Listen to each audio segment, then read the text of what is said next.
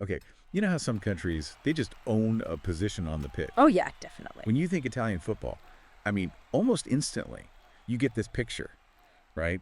This, like, wall Yeah. in An goal. impenetrable wall, yeah. Yeah.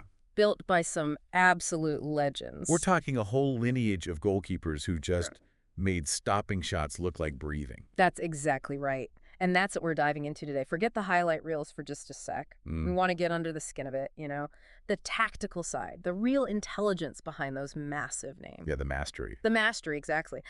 Our kind of mission here is to figure out, okay, you've got the big four, Dino Zoff, Gigi Buffon, Walter Zenga, Gianluca Pagliuca, who really mastered the tactical art of Italian goalkeeping. Right, because it wasn't just about the saves, was it? It was how they influenced the whole team, the strategy, the way Italy played. Totally. So we'll break down their styles, debate who had the sharpest tactical mind, and we'll even touch on some other great Italian keepers maybe folks don't talk about as much. Sounds good. So let's lay the groundwork, these four pillars of perfection. Yeah, the cornerstones, Zoff, Buffon, Zenga, Pagliuca. I mean, these aren't just great names. They basically are Italian goalkeeping for huge stretches of time. Absolutely. Let's start with Zoff. Mm-hmm. Dino Zoff, the captain. Yeah. Just solid as a rock. The ultimate rock. And think about it, winning the World Cup at 40 years old. Incredible. That just screams leadership, longevity, pure composure. Built on calmness, yeah. And then Gigi Buffon, the modern guy, the icon. Still going strong for so long. The record appearances, the consistency over, 2 decades, plus how he changed his game over time. He's the benchmark, really. He absolutely is. Okay, contrast that with Walter Zenga. Zenga. Yeah, a different beast altogether. The Maverick, maybe. Definitely captivating. You couldn't take your eyes off him. So aggressive, sometimes flamboyant. Unforgettable, though. Yeah. And then Pagliuca, Gianluca Pagliuca. The penalty king. The penalty specialist, yeah. Super cool under pressure, but also a bit of a showman, wasn't he? And technically very, very sound. It's amazing, isn't it? 4 keepers, same job, but such different flavors. Zoff's quiet calm, Buffon's modern authority, Zenga's daring style. The proactive chaos, almost. Huh, yeah. And Pagliuca's sort of technical coolness, they were way more than just shot stoppers. Which brings us, nicely, to the tactics. How did they actually shape things? Okay, yeah. This is where it gets really interesting when you look closely. Take Zoff first. His genius, tactically speaking, was almost in its simplicity, that minimalist approach. Right. Not flashy. Not flashy at all. Perfect positioning. He wasn't diving spectacularly unless he absolutely had to because he'd read the game so well he was already there. Like he knew where the ball was going before the striker did. Pretty much. And his organization of the defense, crucial. Like a silent commander just neutralizing danger before it even looked like danger. The ultimate positional player. Okay, so Zoff's a master at positioning. Yeah. Then Buffon, you mentioned this blend, traditional and modern. Exactly. Obviously, world-class shot stopper. We all know that. But he was also really comfortable off his line, playing that sweeper-keeper role when needed. Yeah, you saw that more and more later in his career. And his distribution, kicking, throwing, launching counterattacks. That wasn't just a defensive contribution. That was part of Juve's and Italy's attacking setup. He was properly involved in building play. So not just reacting, but initiating. Precisely. He really broadened the scope of the role. Now, Zenga was different again. Here we go. Ha.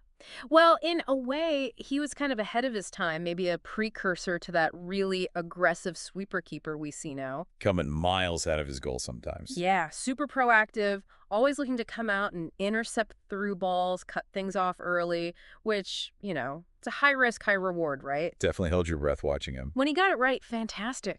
Snuffed out the danger. If he got the timing wrong, defense exposed. But it was thrilling to watch, that high energy style.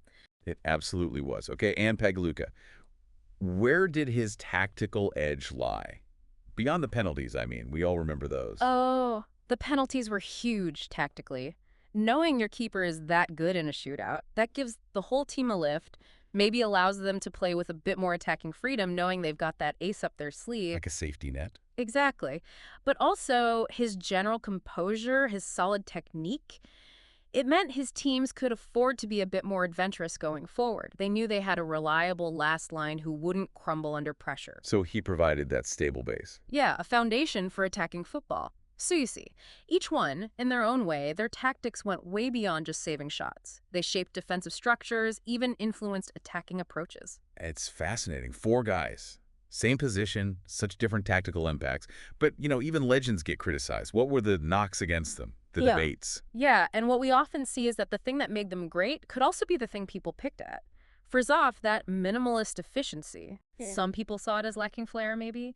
Like, because he made it look easy, it wasn't seen as spectacular enough for some tastes. Right. Maybe not the guy for the YouTube compilation in the same way, even though he was unbelievably consistent. Exactly. And Buffon, such a long career, he must have faced some criticism along the way. Surely. Well, our analysis sort of suggests that sometimes that very calculated, controlled style, maybe it was seen as a bit too cautious by some. Oh, interesting. Like, maybe not commanding the air enough on crosses sometimes. Possibly. Moments where a more dominant rush off the line might have been an option.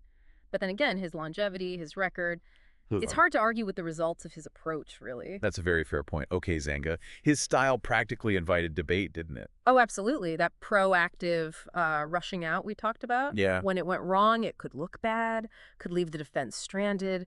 Those moments tend to stick in the memory, don't they? It was just part of the deal with his high-risk game. The price of excitement, maybe? And Pagliuca. Penalties aside, any other criticisms people leveled at him? Well, the data kind of points towards his personality, maybe? His on-field theatrics, the expressiveness. The showman aspect. Exactly. Some fans loved it, thought it showed character. Others maybe found it a bit distracting or unnecessary. It shows how personality plays into perception, even for goalkeepers. Yeah, true. But like you said, these debates, the different opinions, that's what keeps these guys relevant, keeps us talking about them. Definitely. And their influence, I mean, it goes so far beyond just tactics or saves. These guys became cultural figures in Italy. Huge icons. Absolutely. Think about the generations of young keepers, but also defenders who watched them, how they commanded their area, how they communicated, their whole approach. That stuff filters down into youth coaching, into how kids learn the game. You're so right. And their personalities really shaped how the position itself was seen, right? In the media, by the fans. Totally. You had Zoff's quiet, almost stoic leadership, then Buffon, who became this sort of enduring, respected statesman of the game, Zenga's unique, sometimes controversial character, and Pagliuca's charisma, that coolness. They weren't just players, they were part of the national story. Symbols of pride, really. Yeah. Role models. Yeah, proper cultural touchstones. Their legacy isn't just about stats. It's woven into Italian football culture. It'll last for ages. Which, okay, brings us right back to the big question we set out with. Okay. When you really boil it down, tactically speaking, who is the most complete master among these 4 giants? Right, the ultimate question. And look, while they were all phenomenal, each with their tactical strengths, the analysis we've done, it does kind of point towards Gigi Buffon. Interesting. Why Buffon specifically, from a tactical view? Well, his longevity is a massive clue, isn't it? Yeah. To survive at the absolute top for that long, you have to adapt tactically. True. The game changed so much during his career. Exactly. And he blended everything, the core traditional shot-stopping brilliance, but then seamlessly adding the modern stuff. His distribution, playing as a sweeper keeper when needed, reading the game to influence play all over. He just had the complete package. It's hard to argue with that adaptability. Yeah. Especially when you think about Zoff's era versus the demands on keepers now. And what's really telling, I think, is that Dino Zoff himself, later on, he actually acknowledged that Buffon was probably the superior overall goalkeeper. Wow, really? Zoff said that? Yeah, coming from Zoff, that's a huge statement, isn't it? That says it all, pretty much. So yeah, Buffon's tactical brain, his adaptability, his consistency, it kind of solidifies his case as the most tactically complete of the 4. Okay, fair enough. Strong case made.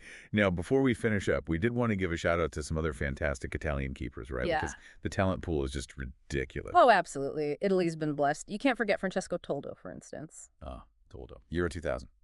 That semifinal shootout against the Netherlands, incredible performance, a brilliant penalty stopper, and a national hero after that tournament. He was immense that night. Unbelievable. And Angelo Peruzzi definitely belongs in the conversation, too. Exactly. Peruzzi was so reliable, wasn't he? Great career, especially with Juventus, won the Champions League.